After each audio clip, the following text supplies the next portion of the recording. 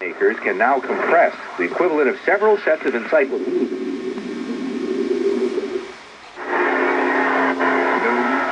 April 10th, 1912.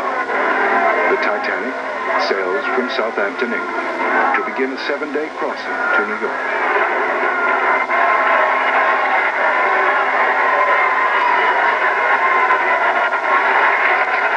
Titanic is commanded by Captain Edward J. Smith, a respected English seaman with 40 years' experience.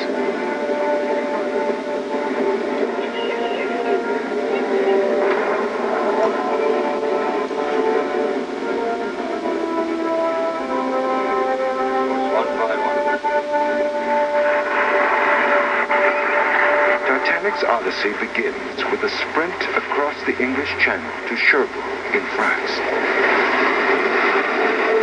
Here, most of her first-class passengers come aboard. Many are wealthy North American tourists, eager to be part of history.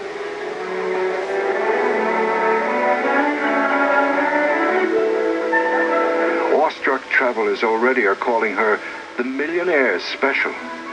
There's a swimming pool, a gymnasium, a Parisian sidewalk cafe, and staterooms furnished with French antiques.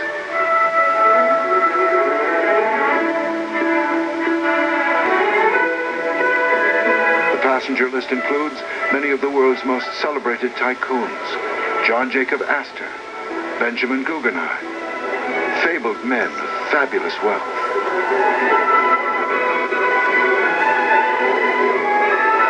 Isidor Straus and his wife Ida, owners of Macy's department store. Charles M. Hayes, president of Canada's Transcontinental Railroad. Government officials such as Major Archibald Butt, aide and confidant of President William Howard Taft. Titanic's most expensive stateroom goes to John Jacob Astor IV, owner of the Waldorf Astoria Hotel.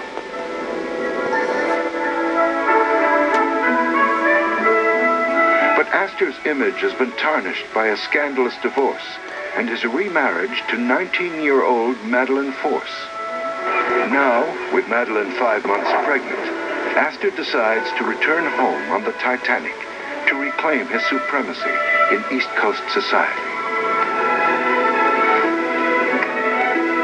From Cherbourg, the Millionaire Special steams to Queenstown, Ireland, to take on passengers of a far different social rank. They are emigrants, fleeing poverty and hopelessness.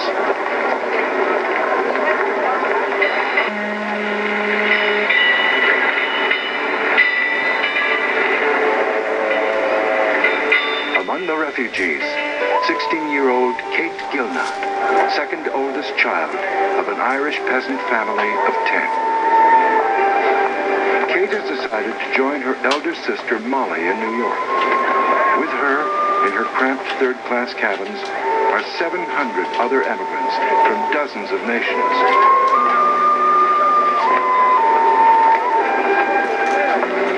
Each room had 4 bunks with a wash basin, soap, and towels between them. These poorest passengers are housed in the belly of the ship, 4 decks below the Millionaire's Promenade, cut off from the rest of the ship by ropes and regulations, lest they infect the privileged with the diseases of the destitute. In fact, Titanic's owners are counting on the immigrant trade for their profits.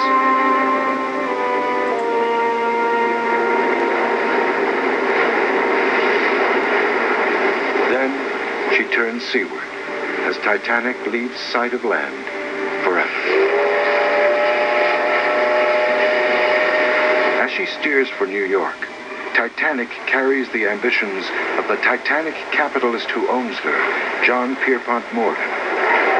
Already famous and feared for buying up railroads and steel companies, he now seeks to rule the ocean. But J.P. Morgan is too ill to make the maiden voyage. It is a sickness that will save his life.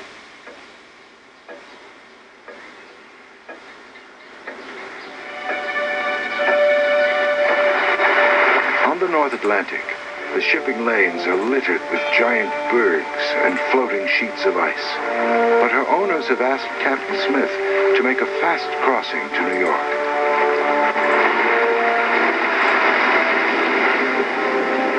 After all, there's nothing this ship cannot handle.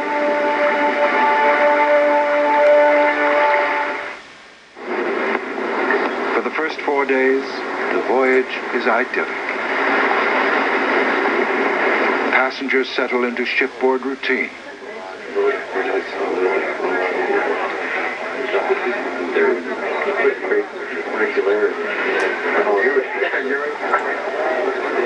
Formal dress and continental cuisine make for enchanted evenings. But 4 decks below, the roar of the engines and the roll of the giant ship confine young Kate Gilnagh to her windowless cabin. By Sunday, April 14th, Titanic's maiden voyage is more than half over.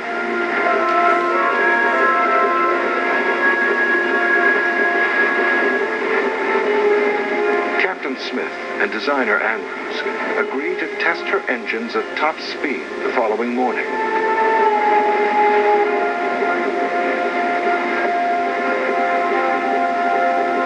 Newfoundland is now within range of Titanic's wireless radio. In 1912, radio means Morse code signals with a range of only a few hundred miles. Titanic's machine is operated by 21-year-old Harold Bride. The wealthy passengers are fascinated with this new technology.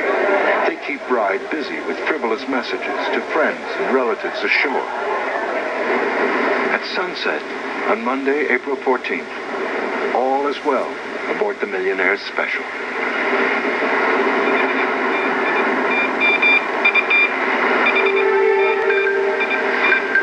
At 10:25 p.m., a wireless operator in Newfoundland picks up a desperate cry for help.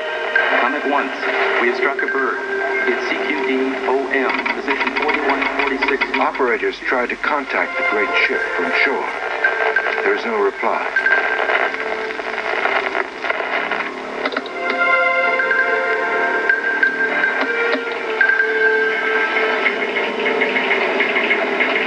Is sent by cable to Halifax and relayed to New York. The greatest ship in the world is sinking. At the offices of the New York Times, managing editor Carvan Anda must quickly decide whether the ship is doomed. He decides to run the story on the front page.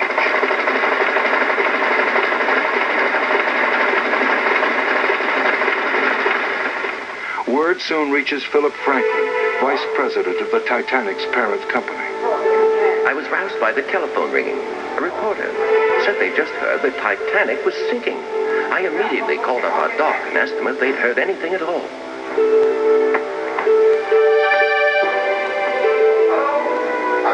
Franklin spends the next few hours making frantic calls for more information.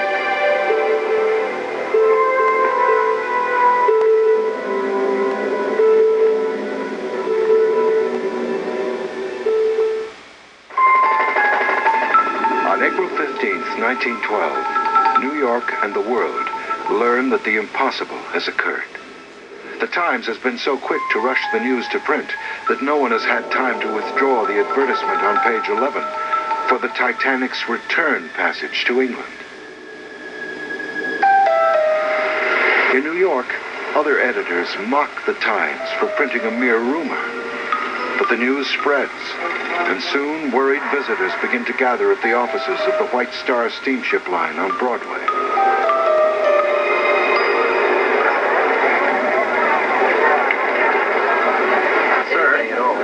Phillip Franklin assures everyone that even if Titanic did ram an iceberg, she would remain afloat with her passengers unhurt.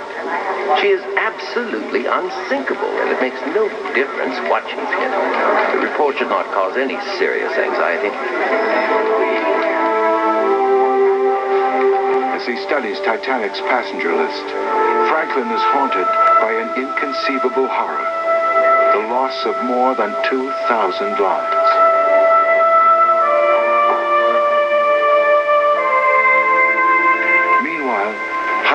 freelance radio operators are listening for any transmissions regarding Titanic's fate. But this morning, as the Titanic lies broken on the ocean floor, an amateur radio operator copies down 2 messages from the sea. Taken together, they will inspire new hope and celebration.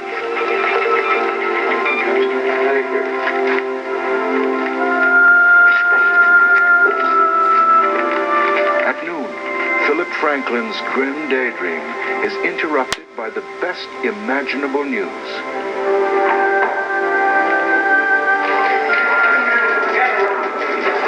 Franklin reads the message to reporters. All Titanic passengers are safe. The Virginian towing the liner to Halifax. But what no one knows is that the radio operator has mistakenly mixed 2 transmissions. One, that a crippled oil tanker is being towed to Halifax. The other, that those few who did survive the Titanic's sinking are safely aboard a rescue ship.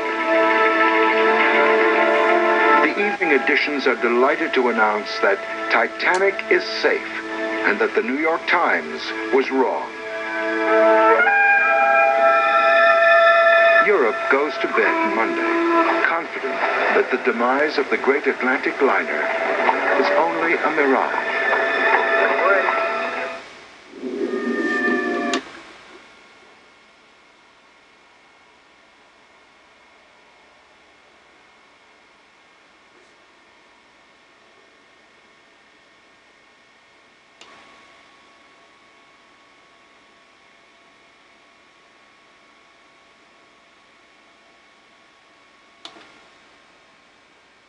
Destroy all illusions. Her message barely makes it to New York. Radio is unregulated. Airwaves are cluttered with the signals of freelance wireless operators.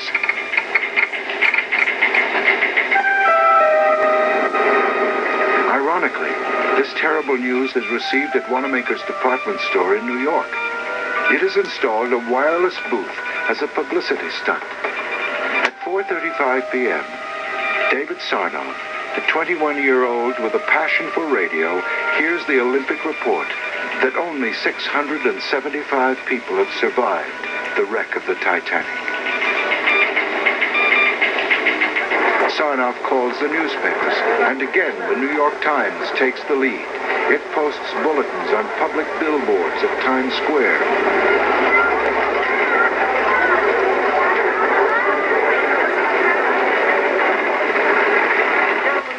At the offices of the White Star Line, reporters besiege Phillip Franklin for details. He holds to his fantasy.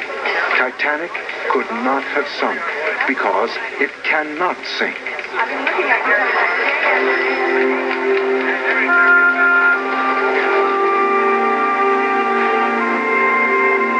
Then, at 6:20 p.m., a courier brings Franklin a telegram. His nightmare is real.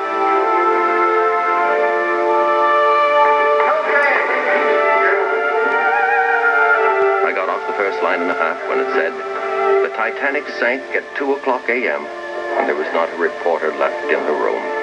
They were so anxious to get out to telephone the news."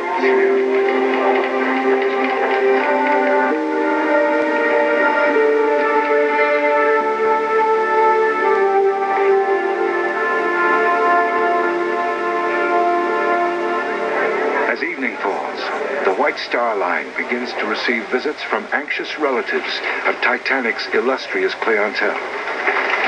One of the first is Vincent Astor, son of John Jacob Astor.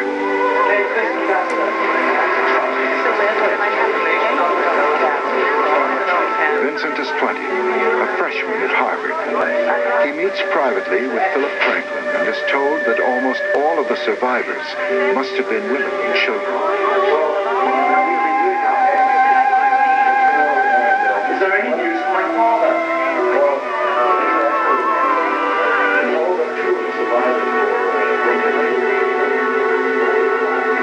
Franklin does not know is that more than 100 men have also survived.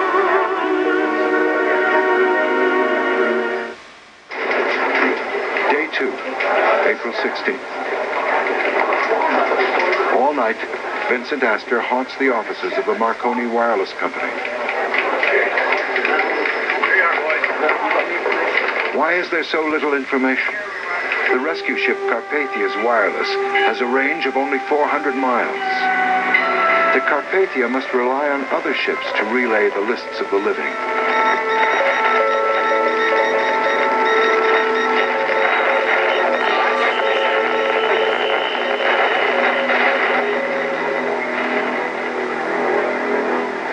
By daybreak on Tuesday, the first list of survivors is being posted all over the city.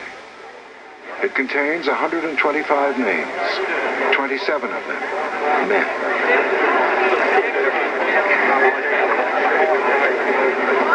With so little hard news available, the furiously competitive New York newspapers outdo each other in wild speculation.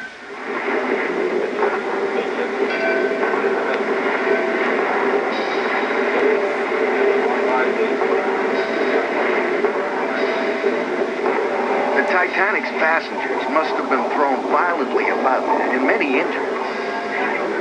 As the lifeboats were swung out, the British fighting blood of the officers asserted itself, armed no doubt with revolvers to drive back the panic-stricken male passengers. Darkness and fog added to the difficulty. Total darkness undoubtedly prevailed when the lifeboats were launched. By the dim light of oil lanterns, the Titanic's officers kept back the cowards and helped women and children to safety.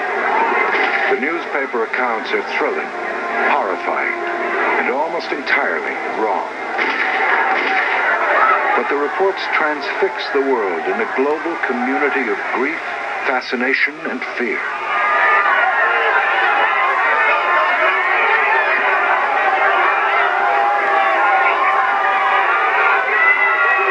England wakes to the crushing news. The White Star offices are besieged. Lloyd's of London, the Titanic's insurer, reels from the losses. In New York, the posting of partial lists of survivors only deepens the anguish. I the list and I have the I'm trying to find my family. They're on the boat. I've already looked at the list. Soon, private grief is joined by public outrage. British law has permitted the Wonder Ship to sail with only enough lifeboats for 1/2 of her passengers.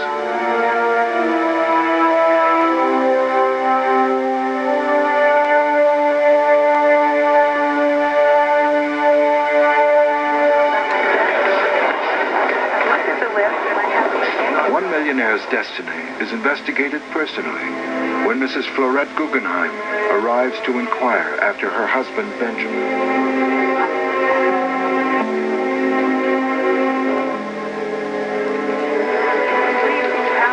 Benjamin Guggenheim is a mining magnate with an estimated worth of $85 million untaxed dollars. For the past 8 months, he has been in Paris, accompanied by one of his many mistresses.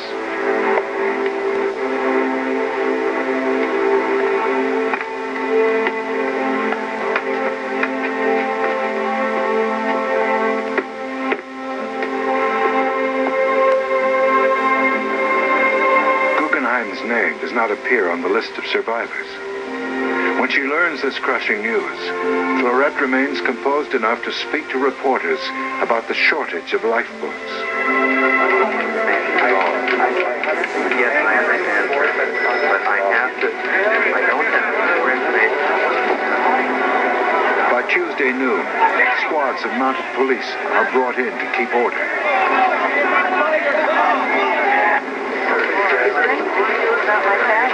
Dozens of relatives of immigrant passengers arrive. The clerks can offer them nothing. The Carpathia still is ignoring all questions about the lower classes. I've been looking at you coming back day after day after day, and I don't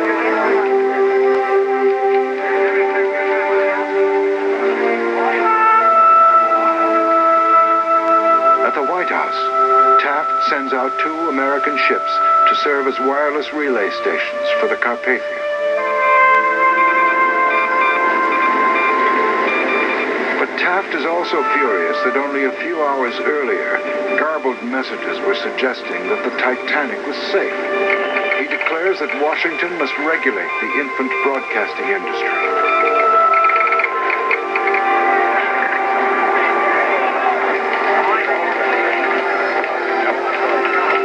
In the late afternoon, Vincent Aston, son of the Titanic's richest passenger, searches the survivor lists. He's devastated. He finds his stepmother's name, but there is no mention of his father.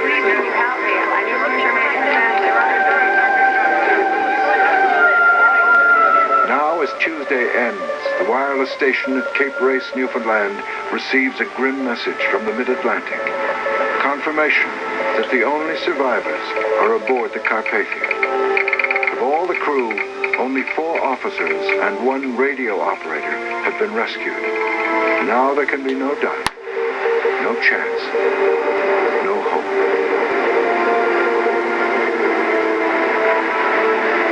"600 miles from the North American coast, the Carpathia slowly makes her way westward, carrying the living."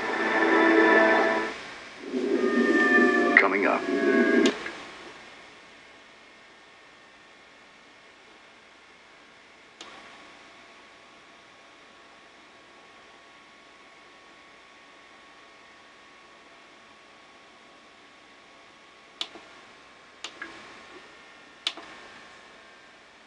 Only the Carpathia knows who has survived and who has perished on the Titanic. New York is told only the names of the wealthiest survivors. At the New York offices of the White Star Line, Molly Gilnagh does not know whether her 16-year-old sister Kate is alive or dead. Here you are, boys. In Washington, Senator Alden Smith orders an investigation and rushes to New York to ensure that the ship's surviving officers do not escape American justice. On Wall Street, shares in the Marconi wireless company soar from $50 to $350 each.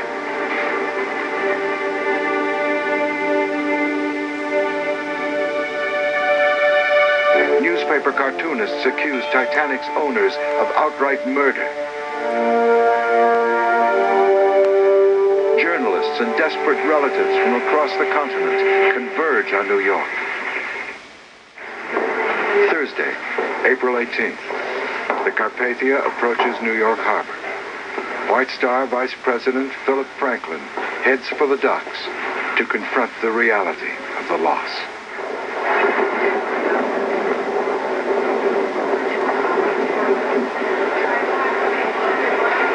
Thousand spectators are at the dock, along with hundreds of policemen and every off-duty nurse and doctor in the city. And from the dock, by order of J.P. Morgan, reporters chartered tugboats. 20-year-old Vincent Astor attempts to sail his own yacht to pick up his stepmother, Madeline. But permission is refused. The rich and the poor will wait together.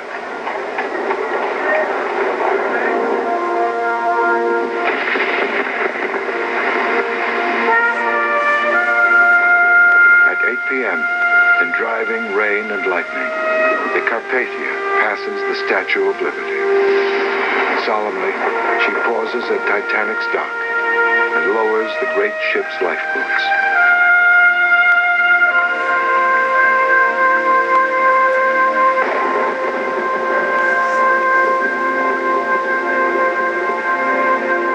And now, as the dazed and weakened survivors at last reach shore, the quiet is punctured by joyous shouts of reunion and the bitter cries of those who find no one.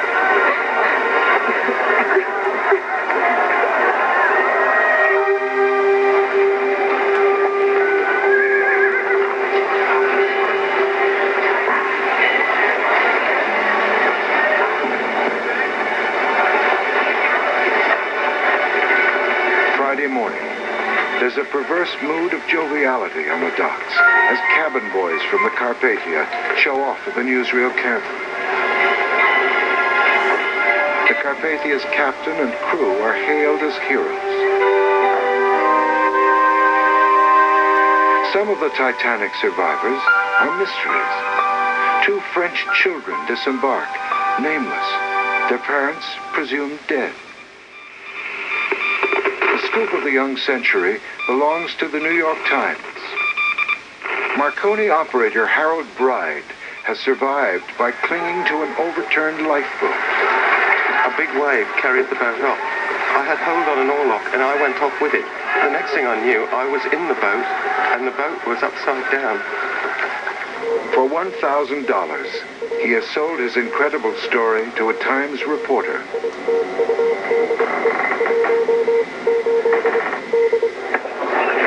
His broken feet hastily bandaged, Bride has been working for 3 days without sleep in the Carpathia's radio room. Now we learn the real story of what happened on that fateful night. Sunday.